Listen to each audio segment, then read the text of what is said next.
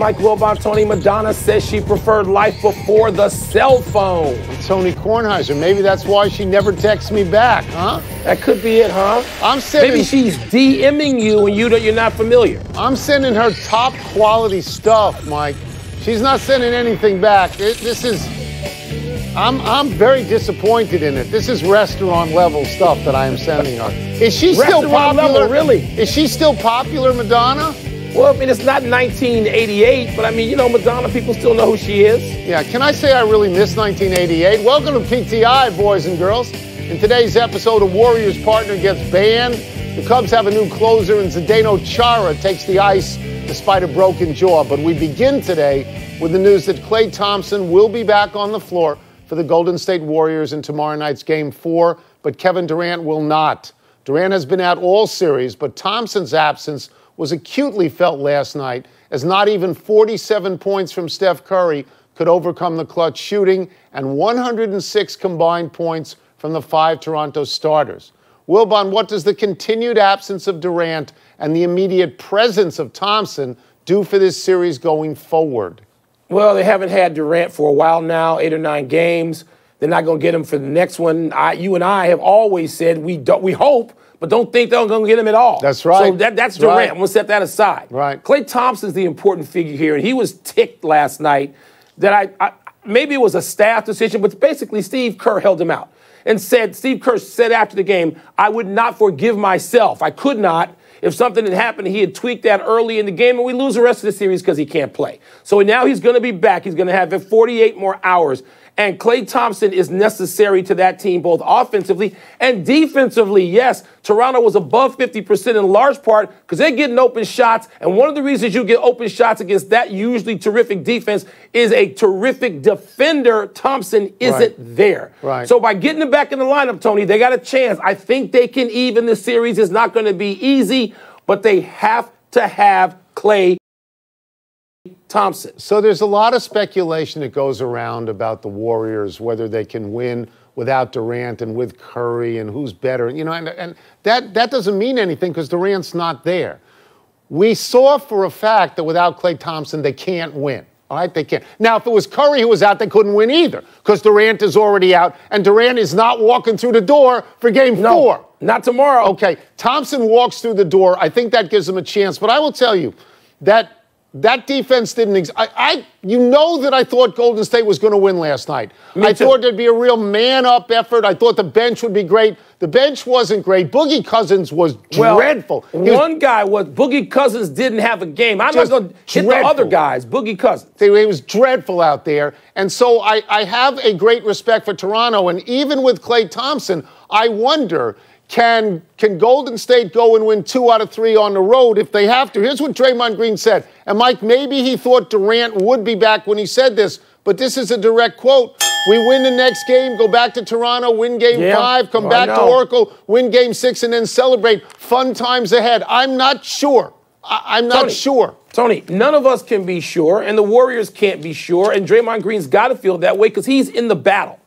But again, I think they can win tomorrow. But, Tony, with every one of these wins, particularly on the road, Toronto is, as they say, feeling themselves. Yes. And the Raptors are understanding how to beat the Warriors. But I'll say this, too. Last game in Oracle could be tomorrow night. Is that the way that the Warriors, the Dubs, are going to go out, losing that game and perhaps not even having a Game 6 in Oakland? This series has become irresistible, at least to me now. To you, yes. The frustration in Oracle last night clearly spread to the stands, most notably to one of the club's investors who shoved Toronto's Kyle Lowry when he tumbled into the rich guy seats going after a loose ball. Mark Stevens has been banned from attending the rest of this series by the Warriors, and the NBA is backing up the team. Beyond that, nobody's saying yet, though the league and their club say their investigation into this is ongoing. Tony, is that enough punishment for Mr. Stevens' behavior? And if not, what should it be? It might be enough if he was just a regular fan, but he's not a regular fan. You can call him an investor. That's a fancy word. He's an owner. And you can't behave like this. He went out of his way to shove the guy. I mean, this is inappropriate, unacceptable. behavior. I don't think missing the games for the rest of this season is enough. I think he might have to miss all the home games next year, or at least half the games next year, because Mike, we're in a situation where Kyle Lowry behaved with great decorum. Not everybody would do that. You're just one step away from a Ron Artest situation when this happens. And fans, general fans, shouldn't do it. Owners should never, ever, ever do this. There was malice to that. No, it's actually not enough right now. No, not for me. It isn't, Tony. And, of course, the club and the league are doing this because they're trying to see what the reaction is going to be when they say, well, he's going to miss the rest of the games in this series, that's two which games. may be one more. Yeah, one or Could two. be just one more at home, and I guess it means road in this case, too. But, look, you want punishment? These investors, and when you invest the amount of money he's probably invested, I'm not going to call him an owner. I know who the owners are, and he's not really one of them. Is to me. They're going into the most spectacular new building in the world for any indoor sport, maybe for any sport anywhere, right here in San Francisco. And, Tony, you want real punishment? You say he is banned from games for the first season at least, and maybe the first two. That has some teeth. That will say to anyone else, do not put your hands on anyone else in this form. And you're right, Tony, there was malice. This is not like he's helping him out or he's shoving him back on the floor to get him back into action. No, this is not spinnable. And there was reportedly... He needs to be suspended for a while. Yeah, reportedly there was cursing involved. And Kyle Lowry at one point said he should be banned forever. I don't know about being banned forever, but I will tell you that one thing that would not surprise me. And Adam Silver is a friend of players. Adam Silver may make this guy divest and sell and say, you're out. Tony, you're out. That and Adam Silver could do that, and players would back him, and no owners would be able to take the politically incorrect stance. No, they wouldn't be able to. So there you go. Wilbon, your Chicago Cubs, recognizing that their bullpen stinks, though not as bad as the Washington Nationals bullpen, nothing does, signed self-exiled closer Craig Kimbrell. Kimbrell has been an outstanding closer for a long time. So what does this do for your Cubs? What does it do for the National League? Well, I'm not going to get to the National League, then do anything until October. We got a long way to go. So I'm not going to make the stupid declaration of the day that people do when these things happen. But getting Kimbrell, Tony, you know I was begging on the set 3 weeks ago to go get Kimbrell. The Cubs have blown 12 saves. I'm not even sure that your stupid Nationals have blown 12. Okay, 12 save opportunities blown. So this helps. The Cubs have a championship everyday lineup. They have a lineup with stars and in all the proper places. We have depth on that team. What's missing is a bullpen. Kimbrell doesn't solve all the bullpen issues, but he solves the big one, Tony. And so what this does for the league, it puts us eye to eye with, yes, the Dodgers and Milwaukee and anybody else in the National League. That's what it does. So I would tell you to slow your roll a little bit on that. I think the Dodgers are a significantly better team, but I think it puts the Cubs closer than they've been, and it makes ssure that October would be interesting. Now, Kimbrell has some flaws. Last year in the playoffs, for example, he wasn't great. He had a 5.91 ERA in the playoffs against the better teams.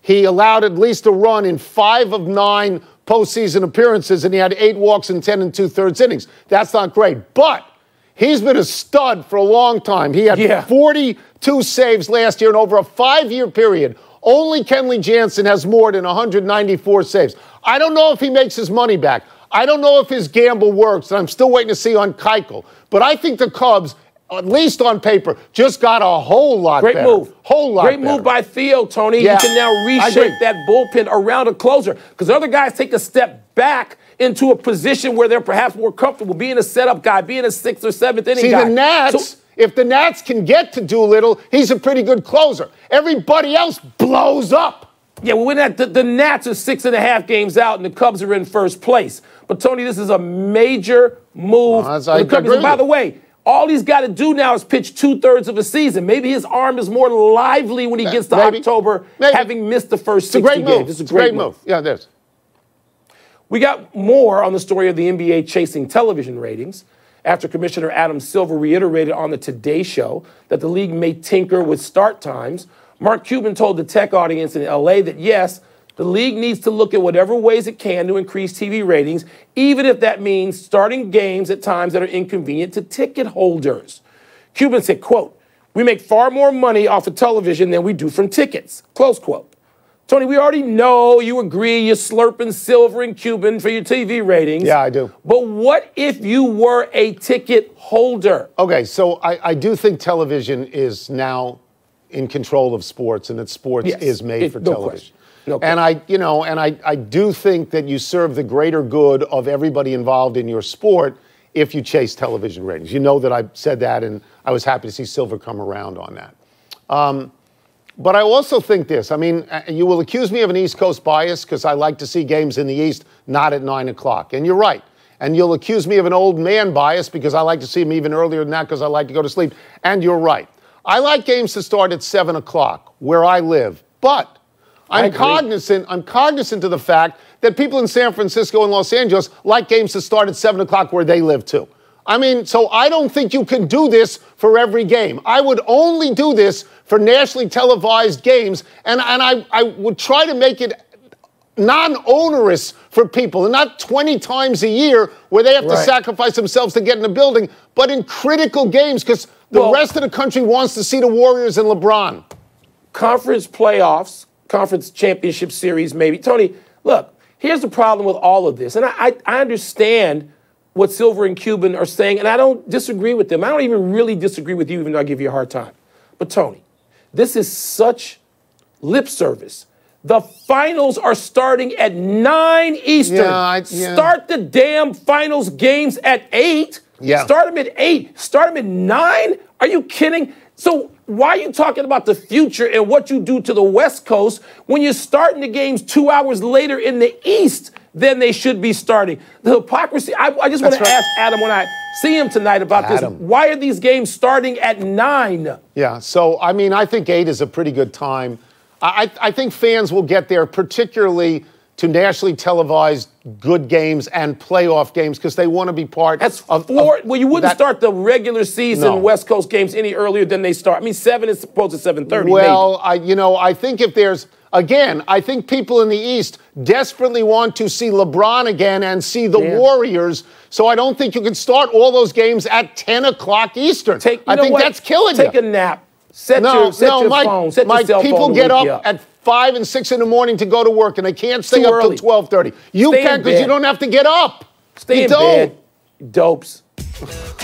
Let's take a break. Coming up, Zdeno Chara skated this morning, but should he play tonight with an apparent broken jaw? And later, should we buy Tom Brady's explanation for his attempt to trademark Tom Terrific? Can I just clarify something? Did you just refer to Silver as Adam? Like, did you say, like, when I have to talk to Adam? I just want to make sure you said that. Yeah. Okay, so you're boys. Okay. Okay, you boys. Okay. What are we to call him? I don't know. Silver. Living, breathing. Hi-O Silver. Call him that. We're just hours away from Game 5 of the Stanley Cup Final in Boston, which is where we find our good friend, the Silver Fox, Barry Melrose. Let's start with the big boy. Chara skated this morning, seemed to indicate that he will play despite a reported broken jaw. Does this seem insane to you as it does to us? I thought he would play all the time. I know Chara. He's a Warrior. This guy is going to be in the lineup. He's 42 years old. This might be his last chance to win the Stanley Cup. Any possible way of him playing, I knew he would do it. He skated this morning, looked really good. Grzelcyk also skated this morning. The other defenseman was hurt. He looked fine. So I'll be very surprised if those two guys aren't in the lineup. Maybe they'll go with one less forward, dress 7D. Maybe Backham comes out in that scenario. But I expect Chara to play, and I expect him to play well. Barry, Chara can barely talk, we're told. That's what reports are. Talking is a big part of playing defense. How do you expect him to communicate and be functional as he normally is if he can't talk?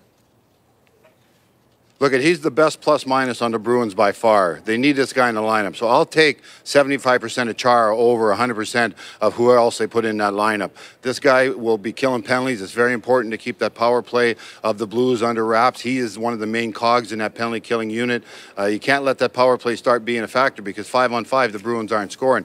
The Bruins' power play has to be the one that's putting the puck in the net and getting some offense because they're not scoring 5-on-5, as I mentioned. So Chara will be, he'll be cautious. But he's a big man. Expect the Blues to go after him physically, bang him around, go after him, make life miserable for him. They got to do that. That's the type of player he is. But this guy is a veteran player, as I mentioned, 42 years old. He's played a lot of international hockey. He's played on the big stage. He's won a Stanley Cup. He'll know what he can do on the ice. He'll know what he can't do on the ice. And hopefully it's good for 60 minutes. Obviously, by dressing 7D, which everyone thinks they will, that means if Chara can't play or can't play at the level they expect him to, they got an extra defenseman in there to keep 6 in the lineup. So, but I expect Chara to be fine. This guy's a battler, man. He's not going to miss an opportunity to win a Stanley Cup, and they need him. They need his defensive strength big time, and he's the leader of that team. He's always the guy talking to people on the bench, settling younger guys down. They need him, and they need his experience in the lineup big time. So let me go to what you said, that he's going to get roughed up by the other team, by St. Louis. What is the protocol here? Is it okay by hockey standards to target his jaw? Yeah, it's okay. He's playing, and by playing, that just means that he's okay to go. The Blues are a physical team. Against San Jose, they lost 3 guys the last road trip. Pavelski was hurt. Carlson was hurt. Those guys were targeted by the Blues, and I expect them to do the same thing against Chara. They can't make it easy for this guy. If he becomes a factor and the defensive juggernaut that he usually is, that's bad news for the Blues. So the Blues are going to go after Chara, and it's perfectly okay. Everyone expects it. The Bruins expect it. The Blues expect it. And if you know hockey at all, you'll expect it. They got to make this guy life miserable for him. They can't make it a cakewalk. He's got to be paying a price out there every time he touches a puck.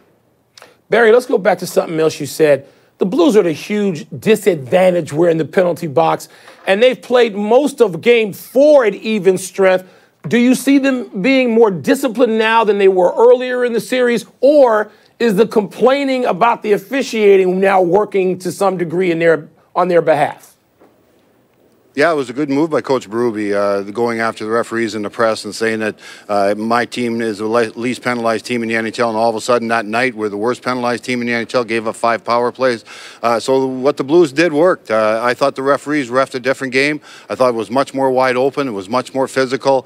It wasn't called nearly ticky-tack penalties that we've seen in the past. You had to do something egregious in order to get a penalty in that game. And if that happens again, that favors the Blues. If the refereeing crew that comes in tonight calls those ticky-tack fouls and those little touch fouls that we saw called in the past, that's good news for the Boston Bruins, and they'll get that power play on the ice 5-6 times, which we saw before. Only 2 power plays after they complained about the refereeing the next game. So it was a strategy by Coach Berube, and it worked very well, as just about every strategy he's employed so far in the playoffs has done. We'll get you out of here, and we need you to answer quick. The winner of Game 5 wins the series 78% of the time. Which way are you leaning tonight and for the series? I'm going with the Bruins. I think that they're going to come into this building, play great.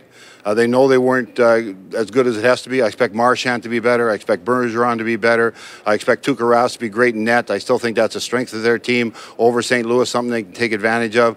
I think 3-1 for the Bruins, and we're going back to St. Louis with the Bruins 1 game away from winning the Stanley Cup. Thank you so much, Barry. Have a good game tonight. Thank you, Barry. Appreciate it.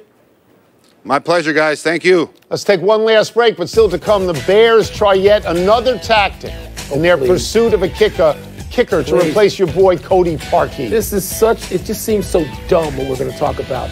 Should Rafael Nadal be a lock to beat Roger Federer at the French Open tomorrow? Not a lock, but I don't think he's ever lost to him in that tournament. I think he's 5-0 lifetime. If only there was a place nearby